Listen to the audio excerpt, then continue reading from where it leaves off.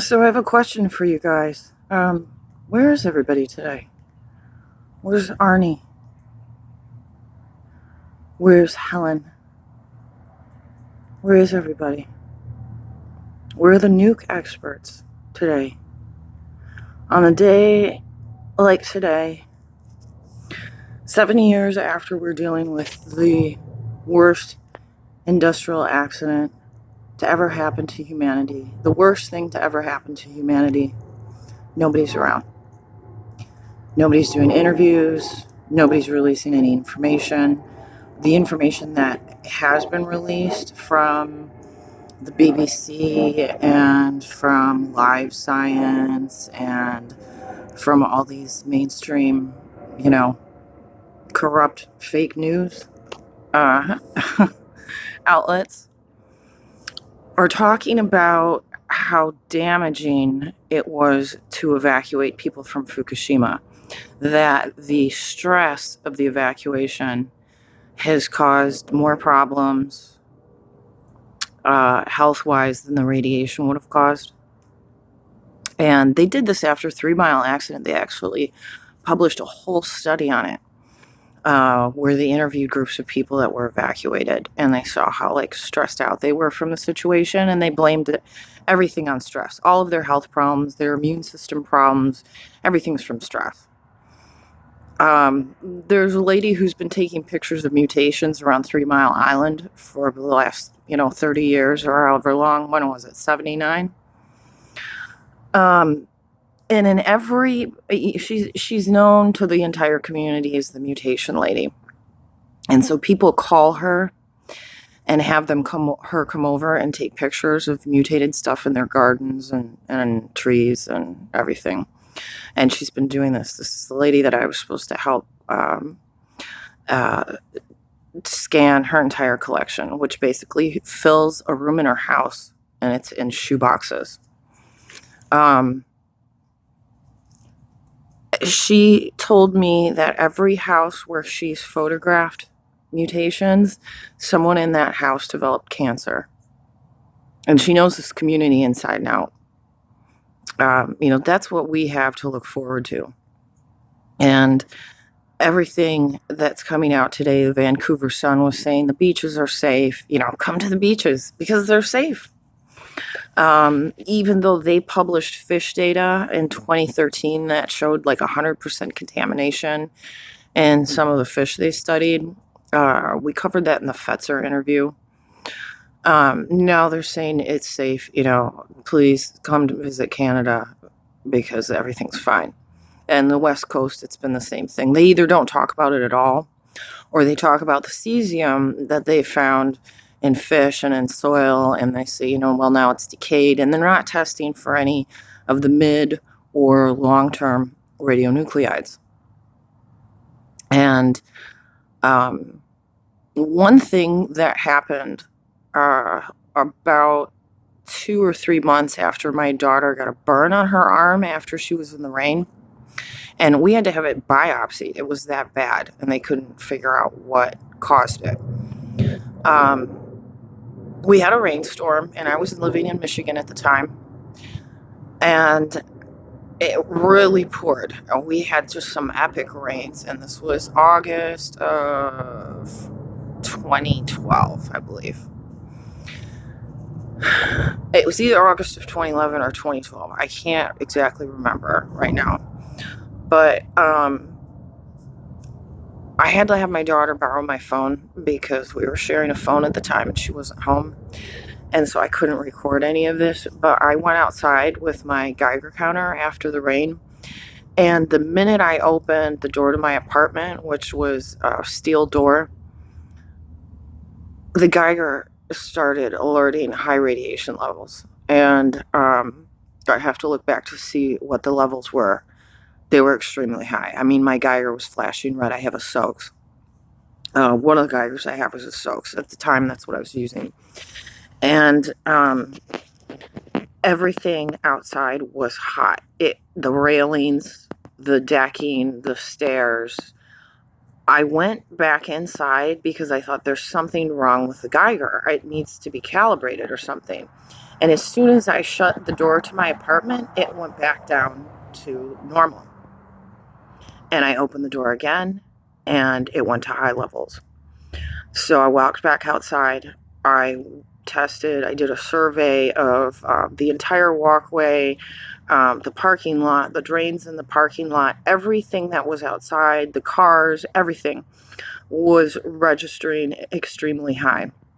So I did a swab on the car with paper towels, bagged it, took it inside, took readings, and within, I think it was 24 hours or 30 hours, it had decayed to zero. And there's only 2 isotopes that would have done that.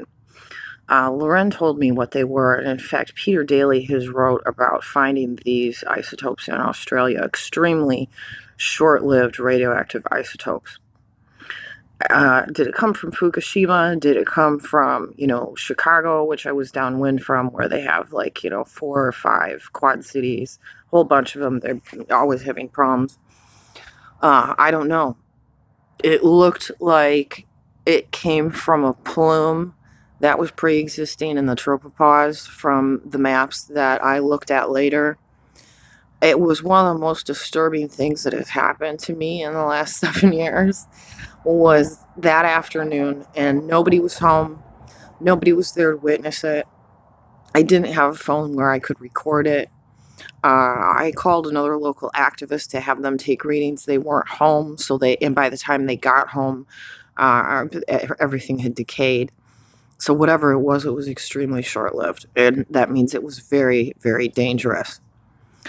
What's being shared today about the accident, and it's starting to rain a little bit here because we have a storm coming in.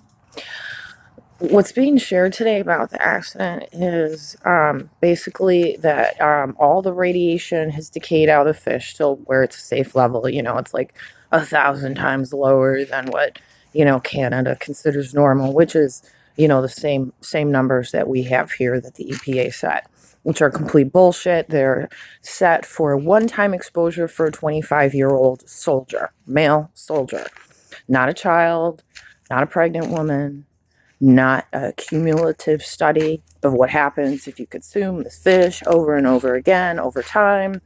That's the real problem with radiation, is that it's cumulative. Nobody talks about that. John Goffman talked about it. Ernest Sternglass talked about it. Loren has talked about it. We've tried to hammer this into people to understand how important it is to mitigate. There's not much we can do about the accident itself. There's nothing really anyone can do. And even Putin said in December he was going to help Japan clean it up. There's been no plan submitted. There's been no public commentary done since, except at the time when he had this meeting with Abe. And this is just a push for the Olympics in 2020. So there's a study that where they analyzed, American University analyzed 2,000 articles about Fukushima and put out a paper in 2015 showing the bias that was occurring in the U.S. Huffington Post is one of the periodicals mentioned that there was definitely a deliberate attempt to cover up the real numbers, the real problems of the accident, because that then focuses the attention on nuclear plants here. And, then we have the Wigner effect. And the Wigner effect is not as much as it is about planes as it is about the spent fuel pools and the reactors. And the people who have followed this closely, they get it. And like I said in my last video, wouldn't it be something if we're the last ones standing? Where is everybody today? It's 7 years since this accident. If you really care about this situation, this would be the time that you would put out information, that you would make yourself available to Press TV, to Al Jazeera, to Deutsche Welle, to Russia Today. Russia Today published 4 sentences about the accident. I haven't seen any interviews done. On the 5-year, they interviewed a Japanese guy who could barely speak English, and he was talking about the groundwater.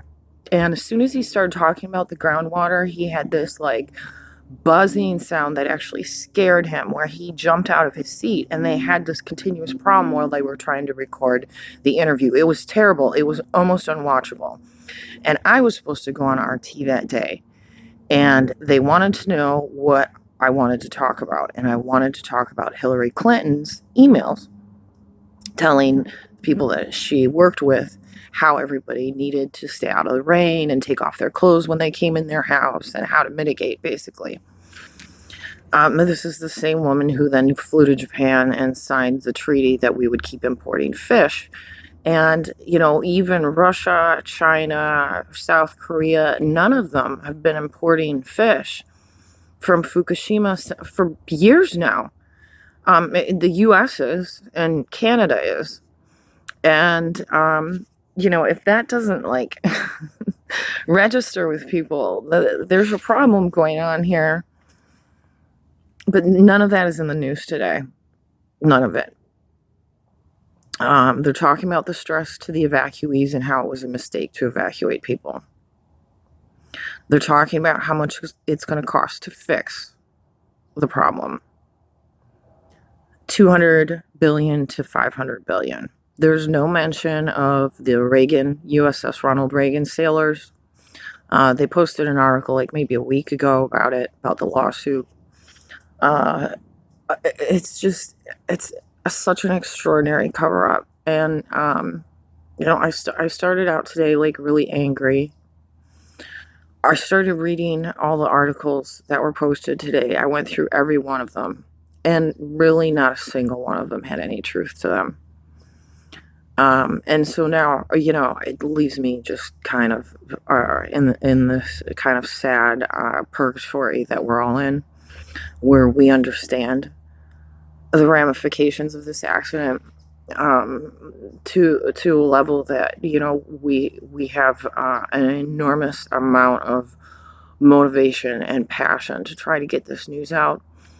I'm too sick to do any interviews. I have a problem where I go out of it. I can only do stuff like this where I pre-record it, and usually it takes 3 or 4 attempts to record something. I tried to put a video together about the engine fires and plane crashes that we've had recently. I couldn't get it done in time. I hope to get it out in the next couple weeks. The last 4 or 5 days I've been in bed. A lot of swelling in my face, a lot of pressure in my head. The hole that they drilled in my skull doesn't seem to be regulating the pressure the way that it should be, so I'm having problems with high intracranial pressure. And my ears are popping, and there's fluid coming out of my ear, and I'm continuously getting bloody noses. So obviously I am not in a position to do any interviews. Plus, I look like absolute shit.